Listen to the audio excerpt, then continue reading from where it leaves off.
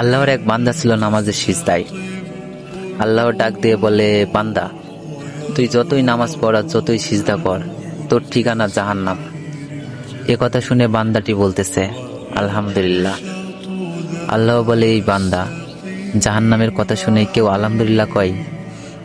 বান্দা বলে, আল্লাহ, জাহান্নামের মালিকও তুমি, জান্নাতের মালিকও তুমি।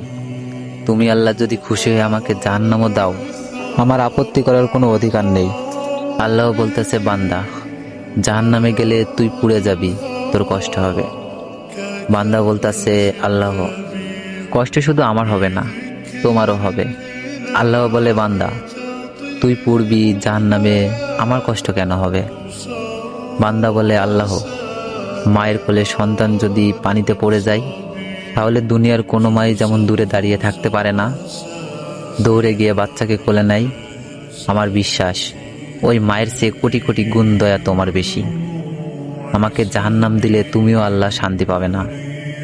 আল্লাহ বলে, বান্দা,